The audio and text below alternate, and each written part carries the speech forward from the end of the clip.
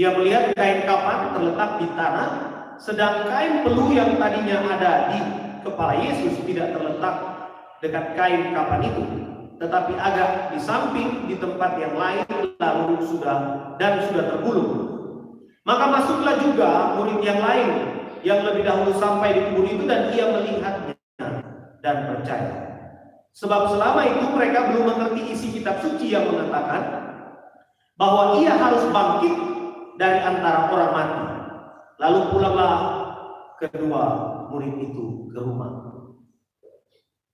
Nah, sebelum membahas tentang kebangkitan Yesus, saya pikir penting untuk terlebih dahulu menegaskan kembali beberapa fakta sehubungan dengan kebangkitan itu. Sebab sejak awal musuh-musuh Tuhan berusaha untuk menyangkal fakta historis tentang kebangkitan. Dan akhir-akhir ini terkesan isu palsu itu digencarkan kembali oleh sekelompok orang. Mungkin Anda mengenal orang-orang tersebut. Nah, saya mengutip dari keterangan seorang peneliti bernama Lee Strobel. Ia mengemukakan ada 4 kategori yang membuktikan kebangkitan Yesus. Pertama, bahwa Yesus benar-benar mati. Semua sarjana di muka bumi ini mengakui bahwa Yesus benar-benar mati setelah penyaliban. Bahkan jurnal Asosiasi Medis Amerika menerbitkan sebuah studi medis ilmiah tentang bukti kematian Yesus. Mereka mengatakan sangat jelas beratnya bukti menunjukkan bahwa Yesus sudah mati bahkan sebelum ditusuk lambungnya. Bahkan seorang sarjana perjanjian baru yang ateis namanya Gerd Lurman mengatakan bahwa secara historis tidak dapat disangkal bahwa Yesus mati. Jadi Yesus benar-benar mati. Lalu yang kedua, kategori yang kedua adalah bukti dari catatan-catatan awal tentang kebangkitan Yesus. Selama ini kita telah melestarikan kredo Kristen yang paling awal. Kredo atau pengakuan iman ini yang didasarkan pada saksi-saksi mata kebangkitan Yesus. Penanggalan kredo ini pun telah dilakukan kembali oleh para sarjana bahwa hal itu terjadi hanya beberapa bulan setelah kematian Yesus. Itu sama halnya dengan kita mengakui bahwa virus corona menyebar dari Wuhan sejak akhir 2019 yang lalu. Dan kita semua tahu bahwa itu adalah fakta. Tidak ada yang dapat menyangkalinya. Lalu yang ketiga, bahwa kuburnya benar-benar kosong. Ini adalah bukti terbaik yang kita punya. Bahkan para lawan Yesus mengakui bahwa kuburnya memang kosong. Mereka tidak menolak bahwa kubur itu kosong. Mereka hanya berusaha menyebar dusta. Bagaimana mungkin itu bisa kosong? Mereka bilang, kamu harus mengatakan bahwa murid-muridnya datang malam-malam dan mencurinya ketika kami sedang tidur. Itu kata mereka. Nah, pernyataan ini tidak masuk akal karena jika mayat itu dicuri oleh pengikutnya, bagaimana mereka melakukannya? Makam itu dijaga oleh tentara Romawi dan batu itu disegel oleh segel Romawi resmi. Selain itu para murid ini juga tidak percaya bahwa ia akan bangkit dari kematian. Jadi tidak mungkin mereka datang untuk mengambil tubuh Yesus. Nah, musuh-musuhnya hanya mengingat kata-katanya dalam Matius 27. Ayat 63 mereka bilang begini, dan mereka berkata, Tuhan, kami ingat bahwa si penyesat itu sewaktu hidupnya berkata, sesudah 3 hari aku akan bangkit. Nah, mereka tentu tidak akan mengambil mayatnya, karena kalau mereka mengambil mayatnya, mereka sama saja membunuh diri dan membuktikan bahwa Yesus bangkit. Jadi, jika teman-temannya tidak bisa mencuri mayat Yesus dan musuh-musuhnya tidak mau, lalu siapa yang mengambilnya? Kita hanya punya satu pilihan, bahwa Yesus benar-benar bangkit. Dan yang keempat, kategori yang keempat untuk membuktikan bahwa Yesus benar-benar bangkit adalah para saksi mata. Biasanya tentang sejarah kuno, kita hanya akan menemukan 1 atau 2 sumber utama. Hal ini menguatkan dan mengkonfirmasi keyakinan murid yang bertemu Kristus Kristus yang bangkit itu. Atau mungkin ada yang mengatakan para murid memiliki semacam khayalan tentang Tuhan yang bangkit dan menafsirkannya sebagai bukti untuk kebangkitan. Tetapi mereka tidak berharap melihatnya. Dan itu bukan jenis persiapan psikologis dari mana halusinasi dibuat. Ditambah lagi, bagaimana bisa lebih dari 500 orang mengalami hasil halusinasi yang sama pada saat yang sama. Ini menurut keterangan Paulus dalam 1 Korintus 15 ayat 6. Jadi, mengenai kebenaran bahwa Yesus bangkit dari kematian secara faktual berdasarkan semua bukti, tidak ada lagi yang tersisa untuk menyangkalinya kecuali dusta.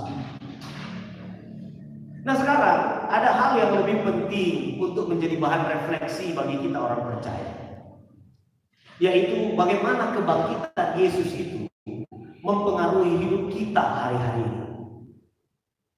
Kemarin ada guru kami, Pendeta Nur Anggraito, di laman Facebooknya menulis sebuah pernyataan dengan pertanyaan di bagian akhir. Kira-kira begini, dia menulis, Paskah kemenangan pasti tiba. Masih adakah harapan? Ini pertanyaan yang sederhana, tetapi sebenarnya kalau kita mau jujur, bukankah ini adalah pertanyaan yang agak sulit untuk kita cerna hari-hari ini? Masih adakah harapan? Kita menguatkan keyakinan dengan berkata masih ada harapan. Tapi nampaknya di depan kita itu tak terlihat sama sekali. Bahkan mungkin ada di antara kita yang berkata harapan, apa itu? Kita mungkin sekarang jadi kesulitan untuk mendefinisikan istilah itu. Jadi mari kita lihat bagaimana fakta kebangkitan Yesus itu mempengaruhi para murid mula-mula. Yang pertama, kebangkitan Yesus mengubah air mata menjadi sukacita. Kita bisa melihatnya dalam peristiwa yang kita baca pada Yohanes 20 ayat 1 sampai 18 ini tentang Maria Magdalena. Biasanya ketika orang Yahudi berduka, kerabat terdekat akan tetap berkabung di rumah selama 7 hari. Maria Magdalena adalah seorang perempuan yang dibebaskan oleh Tuhan Yesus dari 7 roh jahat yang merasukinya. Yang sejak peristiwa itu menjadi salah seorang murid yang begitu setia melayani. Dia pun tengah bersedih karena peristiwa ini. Seperti halnya keluarga, mungkin ia juga akan tetap berada di dalam rumah seandainya tidak perlu menyelesaikan pekerjaan yang belum selesai karena sabar. Jadi pagi itu ia bergegas untuk melihat Yesus yang telah dibaringkan di dalam kubur. Dan betapa terkejutnya ia setelah mendapati batu penutup telah terguling dan kubur itu telah kosong. Kemana tubuh Tuhanku? Mungkin itu yang dia tanyakan. Rasanya belum hilang rasa sedih karena penyalibannya kemana.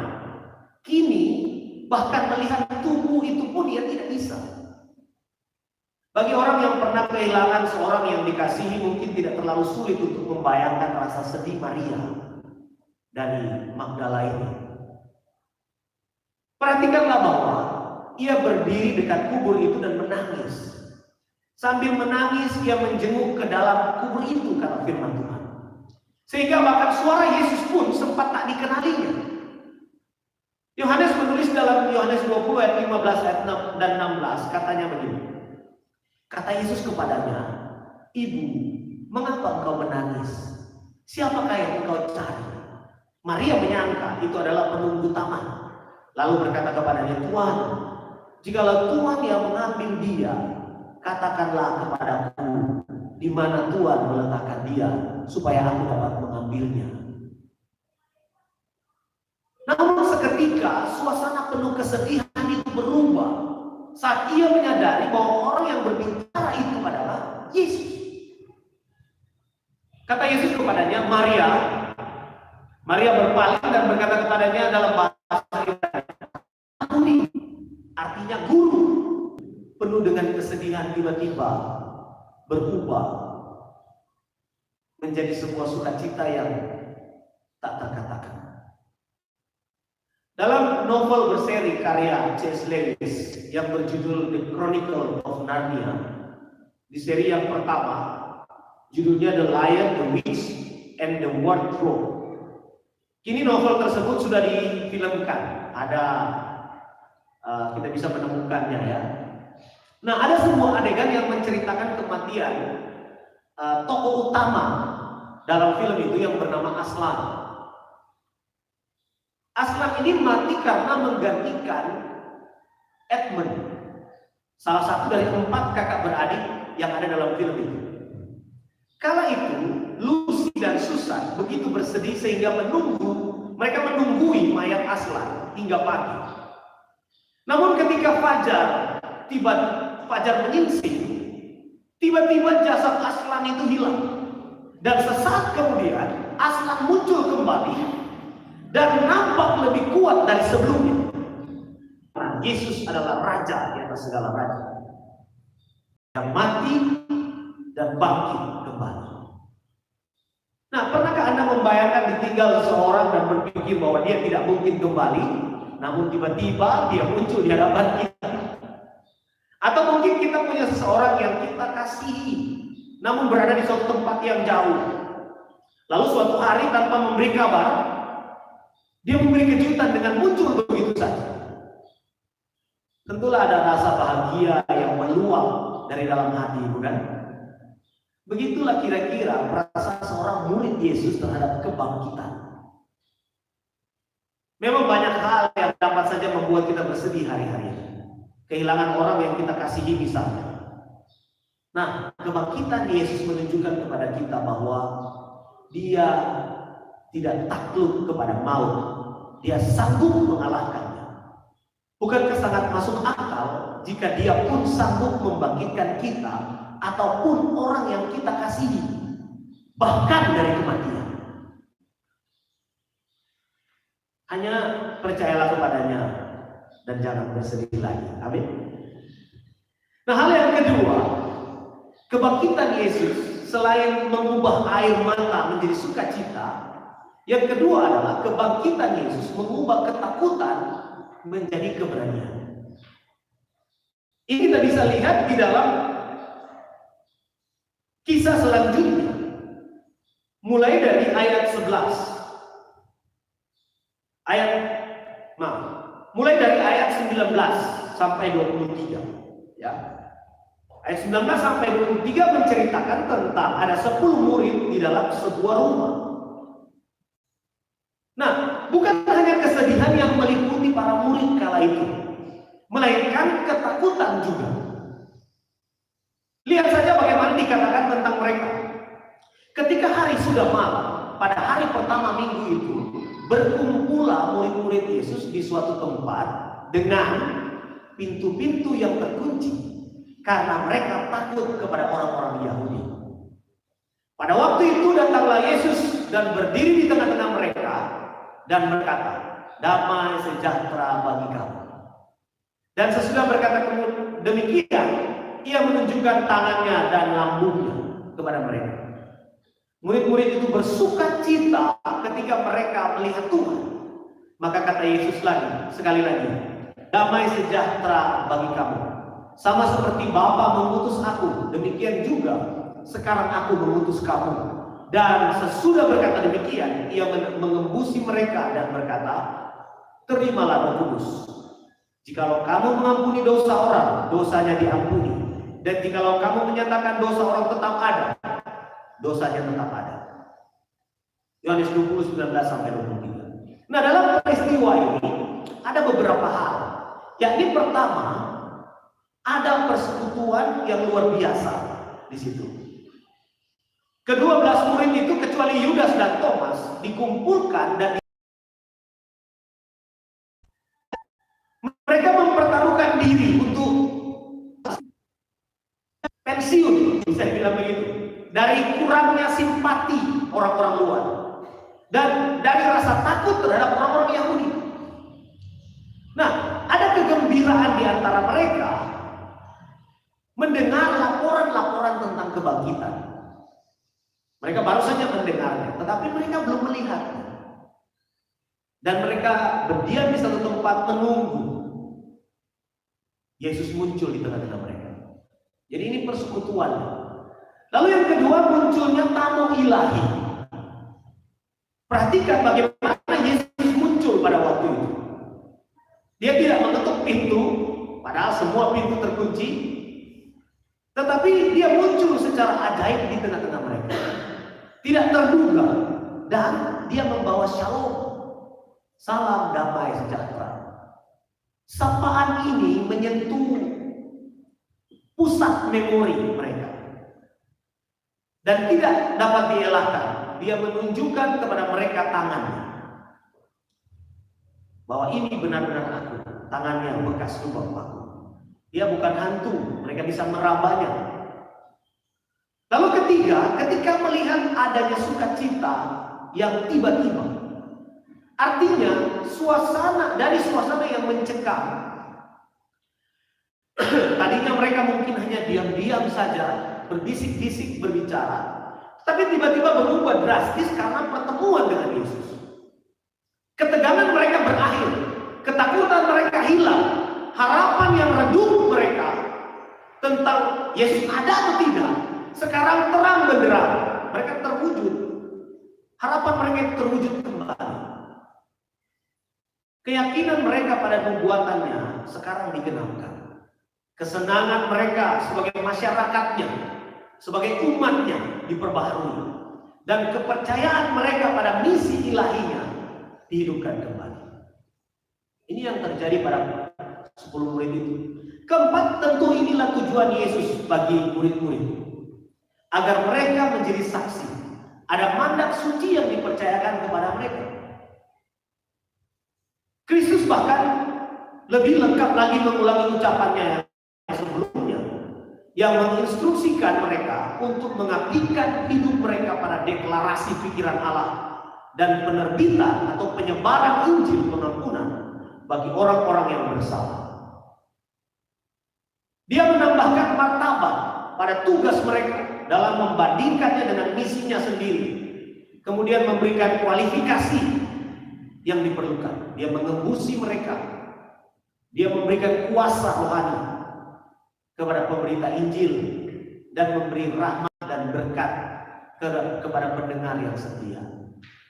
Kebangkitannya telah mengubah ketakutan menjadi keberanian dan kepercayaan diri yang penuh kepada para murid. Sekarang tidak ada lagi yang menakutkan bagi mereka. Tidak heran mereka relakan segalanya, bahkan nyawa, demi kesaksian ini. Demi kesaksian tentang kebangkitan dari antara orang mati. Roma 8 ayat 35-39 berkata, siapakah yang akan memisahkan kita dari kasih Kristus? Penindasan? Atau kesesakan? Atau penganiayaan? Atau kelaparan? Atau ketelanjangan? Atau bahaya? Atau pedang? Seperti yang tertulis, oleh karena engkau kami ada dalam bahaya maut sepanjang hari. Kami telah dianggap sebagai domba-domba sembelihan. Tetapi dalam semuanya itu kita lebih daripada orang-orang yang menang. Oleh Dia yang telah mengasihi kita. Sebab aku yakin bahwa baik maut maupun hidup, baik malaikat-malaikat maupun pemerintah-pemerintah, baik yang ada sekarang maupun yang akan datang, atau kuasa-kuasa, baik yang di atas maupun yang di bawah, ataupun sesuatu makhluk lain, tidak akan dapat memisahkan kita dari kasih Allah yang ada dalam Kristus Yesus Tuhan kita. Sekarang apa yang sedang menakutimu? Masa lalu yang kelam? Atau masa kini yang melelahkan? Atau mungkin juga masa depan yang tampak suram? Saya ingin memberitahu satu hal ini. Yesus bangkit, harapan ada. Amin. Dia ada bersama dengan kita kapan dan dimanapun, karena Dia Allah Immanuel, Allah yang menyertai umatnya. Jangan takut lagi, karena kebangkitan mengubah ketakutan menjadi keberanian yang penuh. Lalu yang ketiga, kita belajar dari teks berikutnya. dalam Yohanes 20 ayat 24 sampai 31 tentang Thomas. Bahwa kebangkitan Yesus mengubah keraguan menjadi keyakinan. Nah, di dalam teks itu kalau kita coba perhatikan, kita membaca tentang kisah seorang yang bernama Thomas yang menyangkali, yang tidak percaya. Dalam kisah sebelumnya nampaknya Thomas memang absen dari pertemuan itu. Entahlah kemana dia saat itu. Setelah dia kembali dan memperoleh informasi dari ke-10 temannya, ia pun tidak dapat mempercayainya. Thomas berkata kepada mereka, "Sebelum aku melihat bekas paku pada tangannya, dan sebelum aku mencucukkan jariku ke dalam bekas paku itu, dan mencucukkan tanganku ke dalam lambungnya, sekali-kali aku tidak akan percaya." Ayat 25 pasal 2. Nah, rupanya, saudara-saudara, Thomas ini adalah seorang yang melankolis. Ia melihat secara konstitusional dan kebiasaan di sisi gelap, ya. Thomas lebih suka berjalan di sisi jalan yang teduh. Dia selalu ingin cari aman saja. Penilaian yang lambat. Thomas tidak pernah melakukan perjalanan lebih cepat daripada pengertian atau alasan. Dan ia tidak pernah tergesa-gesa dalam membuat keputusan. Kita bisa membandingkannya dalam Yohanes 14 ayat 5. Ia juga adalah orang yang pikirannya kritis. Thomas suka mencari hal-hal yang lebih dalam untuk melihat sebelum dia percaya. Ia punya spirit yang berani. Ia tidak takut menghadapi bahaya dan kematian. Dan untuk tuannya, meskipun panik seperti yang lain, dia meninggalkan Kristus dan melarikan diri. Nah, kita juga bisa melihat bahwa ia memiliki hati yang teguh. Setelah ia yakin terhadap sebuah penilaian, hatinya tidak pernah ragu lagi. Seperti dalam peristiwa ini, Thomas menjawab dengan tegas kepada Yesus. Setelah dia melihat semuanya benar, dia berkata begini, "Ya Tuhanku dan Allahku." Ini memang pengakuan yang fenomenal di hadapan Tuhan. Bukankah banyak orang seperti Thomas? Dan mungkin Anda adalah salah satunya. Tuhan Yesus tidak berkeberatan membuktikan kebangkitannya kepada Thomas, tetapi ada kritik yang dilontarkannya kepada Thomas. Tuhan berkata begini, "Karena engkau telah melihat aku, maka engkau percaya. Berbahagialah orang yang tidak melihat, namun percaya." Ayat 29. Ada yang pernah bilang begini, keselamatan dalam Kristen enteng sekali ya. Hanya percaya saja sudah selamat. Saya ingin bertanya, jawablah dengan jujur saudara-saudara. Benarkah percaya saja itu mudah? Banyak kali bahkan orang Kristen yang sudah sejak dari dalam kandungan sulit untuk percaya.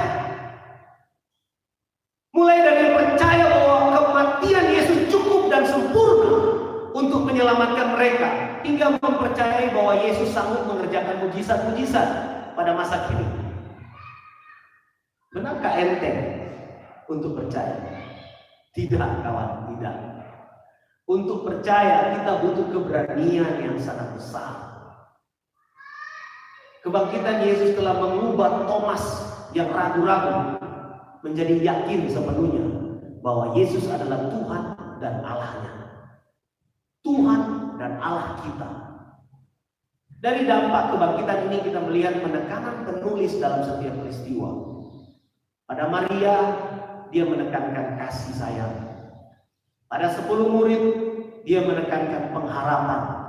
Dan pada Thomas, dia menekankan iman.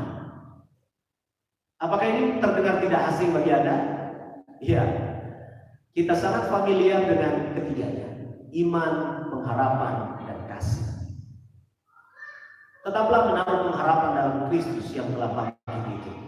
Tetaplah kuat, tetaplah percaya, dan tetaplah menjadi saksi dari kebangkitan itu.